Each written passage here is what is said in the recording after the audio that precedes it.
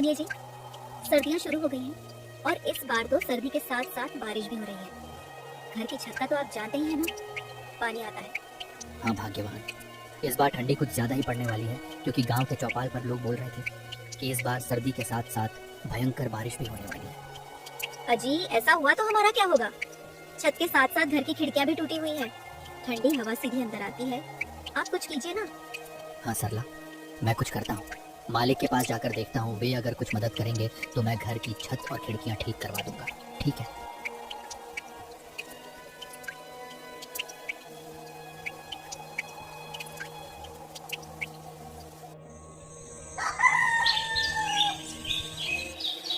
अगली सुबह लखन मालिक के घर की तरफ चल देता है।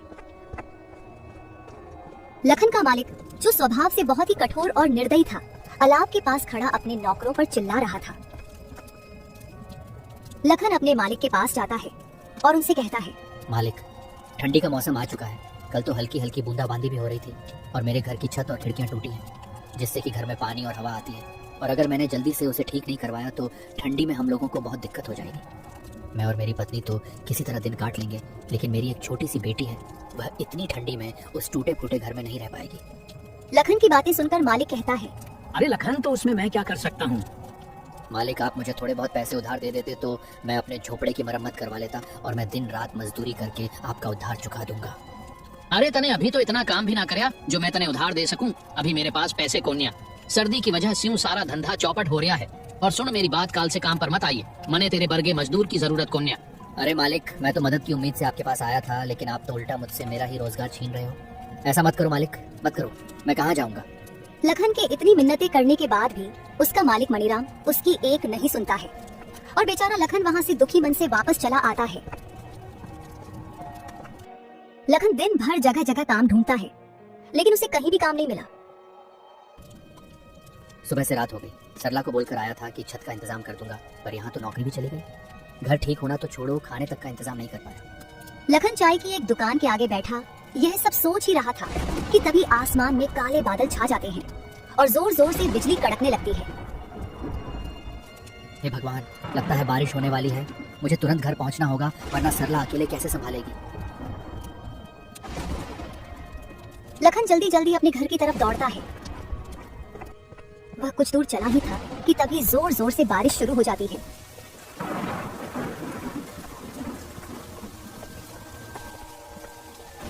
हे ऊपर वाले, ये कैसी परीक्षा ले रहे हो? पहले क्या आपको हमारे दुख कम लग रहे थे, जो ऊपर से ये बेमौसम की बारिश और शुरू कर दी? धीरे धीरे बारिश बढ़ जाती है और चारों तरफ पानी ही पानी हो गया था, मानो कोई समुद्र हो, जिससे लखन का उसमें चल पाना बहुत मुश्किल हो गया था। वह एक पेड़ के नीचे रुक जाता है और बारिश के थमने का इंतजार करता है।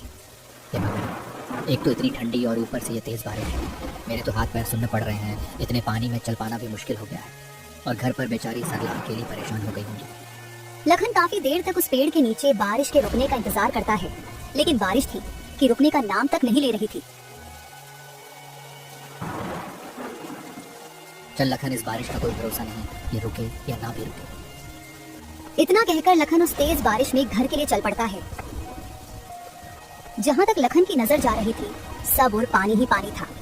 छोटी छोटी झोपड़ियां तो पानी में ढहकर बह गई थी। यह देखकर लखन को अपने घर की चिंता होने लगती है। बेचारा लखन जैसे तैसे करके अपने घर तो पहुंच जाता है, लेकिन जो वह देखता है उसके होश उड़ जाते हैं, क्योंकि घर में पानी भरा हुआ था और आधी आधी दीवार तक पानी पहुंच गया था। सरला, तुम ठीक हो ना? मुन्नी ठीक है ना? हाँ, हम दोनों ठीक हैं। और देखो, मैंने मुन्नी को ऊंचे पलंग पर बिठा दिया है, लेकिन हमें घर का सारा पानी बाहर निकालना होगा। हाँ चलो भाग्यवान, निकालते हैं। वे दोनों बाल्टी भर भर कर घर से पानी निकालने लगते हैं, लेकिन वे जितना पानी निकाल रहे थे, उतनी ही देर में उससे भी दुगुना पानी घर में भर रहा था।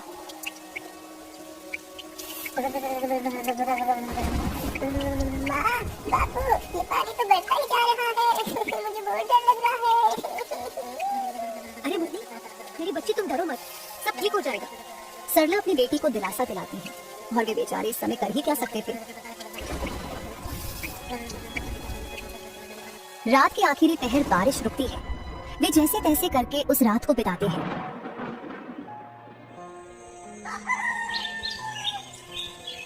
अगली सुबह लखन कुछ लकड़ियां और खाने पीने का इंतजाम करता है, क्योंकि रात वाली बारिश में उनके राशन का सारा सामान बह गया था। उन लकड़ियों से लखन अलाव जलाता है तो उन्हें ठंड से थोड़ी बहुत राहत मिलती है। ये बारिश का सिलसिला यूं ही कुछ दिन तक जारी रहता है। रोज रोज सरला और लखन को घर का पानी निकालना पड़ता है। एक दिन वो सब घर के बाहर खड़े थे। अजी ऐसे कब तक चलेगा? ये हर रोज बारिश का पानी भरने से घर पूरा खोखला हो गया है। अब कर भी क्या सकते हैं भाग्यवान, कोई और रास्ता भी तो नहीं है। वे दोनों आपस में बातें कर ही रहे थे कि तभी अचानक से जोर का तूफान आया और बारिश शुरू हो गई।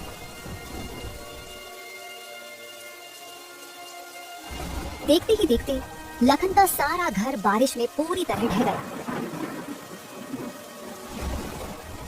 हे भगवान, ये क्या हो गया? हमारी आंखें उम्मीद भी खत्म हो गई, हमारा घर ही टूट गया। अजी शुक्र मनाओ कि घर ही टूटा है। मुन्नी और हम दोनों बाहर ही हैं। अगर हम लोग अंदर होते तो सोचो क्या होता। हाँ भाग्यवान, तुम ठीक कह रही हो। भगवान का लाख लाख शुक्र है, कुछ अनहोनी नहीं हुई। पर अब ऐसे में हम मुन्नी को लेकर कहाँ जाएंगे? इतनी ठंड और बारिश में भीग कर हम सब बीमार हो जाएंगे। अजी अभी तो आज रात कहीं सर छुपाने की जगह मिल जाए वही काफी है। कल का कल देखेंगे। हाँ वो हमारे पड़ोसी है ना मंगतू भैया, आपके जिगरी दोस्त, उन्हीं के यहाँ चलते हैं। हाँ तुम सही कह रही हो भाग्यवान, मंगतू हमारी मदद जरूर करेगा। दोस्ती किस काम आएगी आखिर?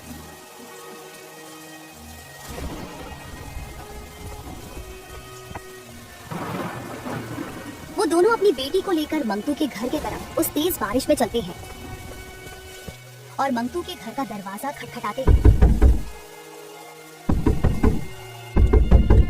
अरे भाई, इतनी तेज बारिश में इतनी रात को कौन दरवाजा बजा रहा है?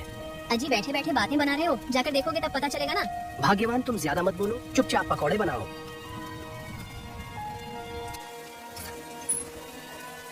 अरे लखन, तू पूरे परिवार के साथ इस समय यहाँ? सब ठीक तो है ना?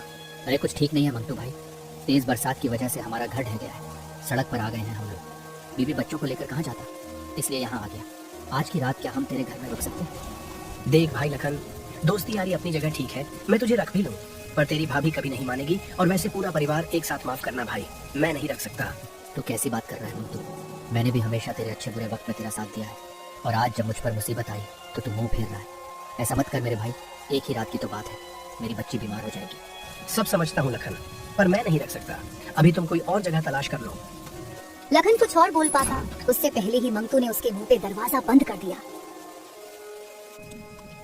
ये लो जी पकोड़े खाओ। कौन था दरवाजे पर? अरे भाग्यवान, वो लखन और उसका पूरा परिवार था। उसका घर टूट गया है, इसलिए यहाँ रुकने को आया था। मैंने बाहर का रास्ता दिखा दिया। अजी लखन तो आपका अच्छा दोस्त है ना, उन्होंने हमारी कितनी बार मदद करी है। आपने ये ठीक नहीं किया जी। अरे मैंने कोई धर्मशाला खोल रखी है क्या जो हर किसी को रख लूं? और कैसा दोस्त? अब उसके पास ना घर रहा ना कुछ और, तो वो मेरे किस काम का? मैं दोस्ती तभी तक रखता हूँ जब तक सामने वाले से फायदा हो। भगवान से डरिए जी, वक्त बदलते देर नहीं लगती। कहीं ऐसा ना हो ये आपके बड़े बोल आप पर ही भारी पड़ जाए। अरे ये भाग्यवान, ऐसा कुछ नहीं होता। ये लो पकौड़े खाओ, बड़े ही स्वादिष्ट बने हैं। उधर मंगतू बरसात के मजे ले रहा था तो वहीं लखन का परिवार तेज बारिश में बीच सड़क पर भीग रहा था। अजी आप तो मेरा दोस्त कह के जान लुटाते थे ना, और उसने तो हमें एक रात घर में रुकने तक नहीं दिया। अरे भाग्यवान, वही तो बात है ना, बुरे वक्त में ही पता चलता है कि कौन अपना है कौन पराया। लेकिन मंगतू से मुझे ये उम्मीद नहीं।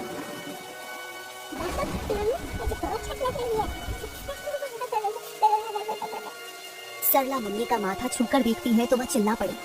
अजी मुन्नी को तो बहुत तेज बुखार हो गया है, ये ठंड से कांप रही है। अब हम क्या करें जी? आप कुछ कीजिए ना। मुखिया जी के घर चलकर देखते हैं, अब एक वही है जो हमारी मदद कर सकते हैं। हाँ हाँ जी जल्दी चलो। वे तीनों जैसे तैसे मुखिया के घर पहुंचते हैं।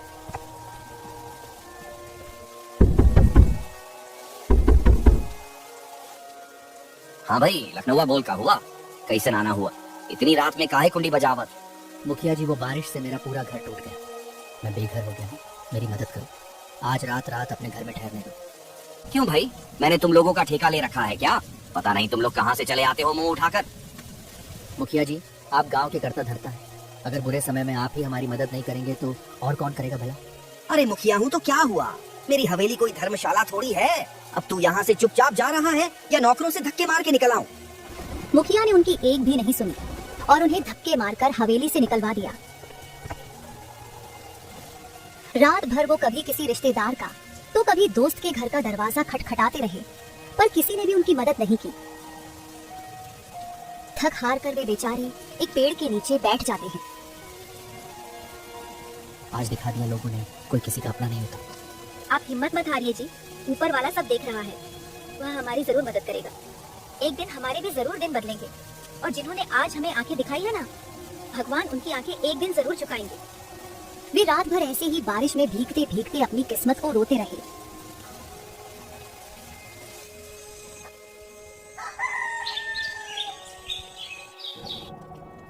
भाग्यवान, तुम यही पेड़ के नीचे मुन्नी के साथ रहना, मैं कुछ खाने पीने का इंतजाम करके आता हूँ। अच्छा जी, ठीक है, पर जल्दी आना।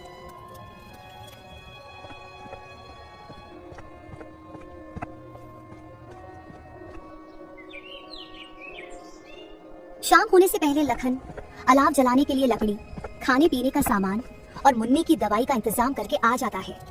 अब बारिश भी नहीं थी तो वह लोग आराम से उस पेड़ के नीचे ही रहने लगे।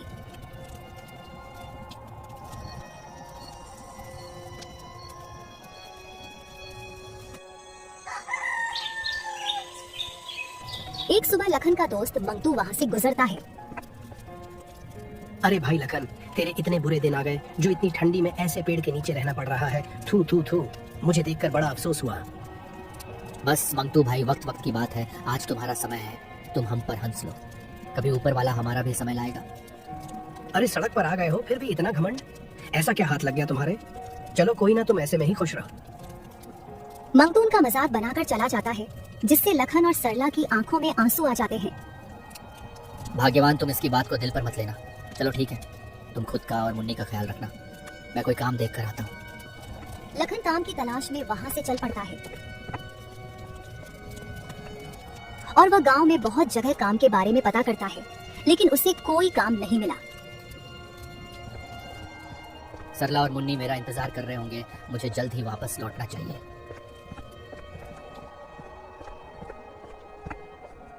जैसे ही लखन वापस लौट रहा था तो वह देखता है कि गांव के चौपाल पर लोगों की भीड़ लगी है। अरे भाई, क्या बात है, आज यहाँ ये इतने लोग इकट्ठे क्यों हो रहे हैं? भाई वो बीकानेर वाले अमीर सेठ माणक चंद है ना, वो गरीबों को ठंड में खाना और कंबल बांट रहे हैं। जाओ जाओ, तुम भी ले लो। ये सुनकर तो लखन के शरीर में जैसे नई जान आ जाती है। वह झट से लाइन में खड़ा हो जाता है और सेठ माणक चंद से भोजन का पैकेट और कंबल लेकर वह फूला नहीं समाया। भगवान आपका भला करे सेठ जी, आपने गरीब की मदद करी। उस दिन लखन की खुशी का ठिकाना नहीं था। वह कंबल ओढ़ता है तो उसे ठंड से राहत मिल जाती है। वह भगवान का धन्यवाद करते हुए तेज कदमों से अपने परिवार की तरफ चल पड़ता है।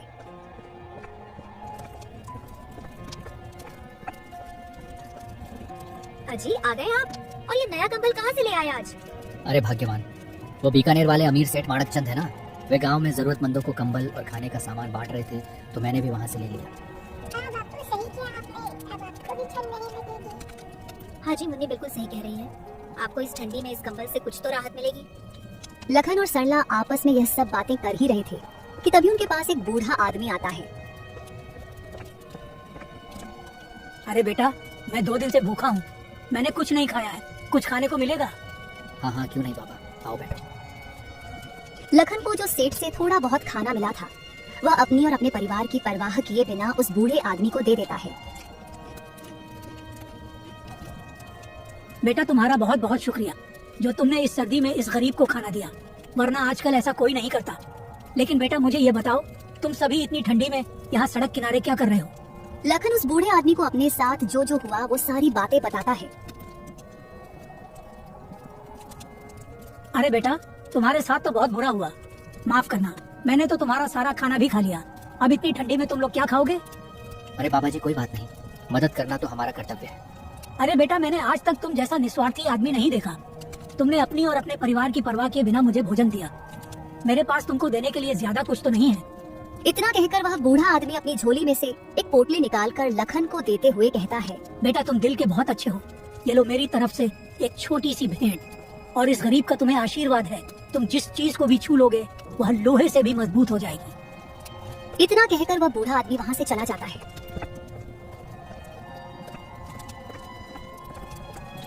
क्या लगता है भाग्यवान, क्या हो सकता है इस पोटली में?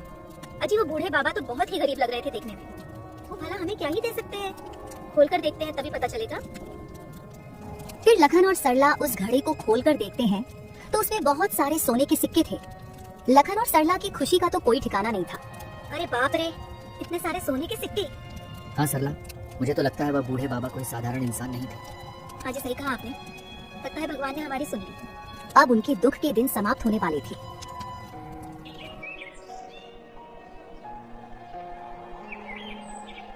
लखन उन सोने के सिक्कों को बेचकर उनसे एक बहुत अच्छा घर बना लेता है। अब उसके पास ठंड और बारिश से बचने के लिए एक अच्छा घर था और वह खुद का एक छोटा सा कारोबार शुरू करता है, जिससे गांव के कुछ गरीबों को रोजगार भी मिल जाता है।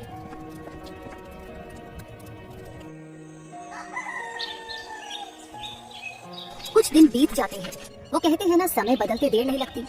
एक दिन अचानक आसमान में काले बादल छा जाते हैं और हवाओं के साथ जोर जोर से बिजली कड़कने लगती है और देखते ही देखते भयंकर बारिश शुरू हो जाती है। भगवान का लाख लाख शुक्र है जो अब हमारे पास इस बारिश से बचने के लिए छत है। वे तीनों आज बहुत खुश थे। वहीं दूसरी ओर गांव में हाहाकार मच गया था। चारों ओर बस पानी ही पानी नजर आ रहा था। सबके घर बारिश से टूटकर पानी में बह गए थे। सेठ मणिराम, जिसका घर गांव में सबसे मजबूत था, वह भी इस बारिश में धराशायी हो गया था। मेरी तो इतनी मजबूत हवेली थी, वो भी ढह गई। हे भगवान, ये कैसा कहर है। तभी वहाँ एक दौड़ता हुआ आदमी आया और बोला, अरे सब लोग लखन के घर चलो रे, अब केवल उसका ही घर बचा है। जल्दी चलो, नहीं तो हम सब लोग यहाँ डूब कर मर जाएंगे। चलो चलो। सब लोग इकट्ठा होकर लखन के घर पहुँचते हैं। वे सब लोग देखकर हैरान हो जाते हैं क्योंकि गांव के सबसे मजबूत घर भी टूट चुके थे, लेकिन लखन का घर अभी भी इस भयंकर बारिश और बाढ़ में सीना ताने ज्यों का त्यों खड़ा था। लखन उन सभी को अपने घर में शरण देता है। वे सब आज बहुत शर्मिंदा थे क्योंकि उनमें से किसी ने भी लखन के बुरे वक्त में उसका साथ नहीं दिया था। मुझे माफ कर दो लखन भाई, मैंने बुरे वक्त में तुम्हारी मदद नहीं करी। माफ कर दो मुझे, माफ कर दो। माफ सब कर लोग दो। लखन से माफी मांगते हैं। उन्होंने लखन के साथ बहुत गलत किया था, फिर भी वह सबको माफ कर देता है क्योंकि वह बहुत नेक दिल इंसान था। कोई बात नहीं, मैंने आप सभी को माफ किया, लेकिन कभी भी किसी गरीब और असहाय के साथ ऐसा गलत नहीं करना चाहिए, क्योंकि ऊपर वाला सब देखता है।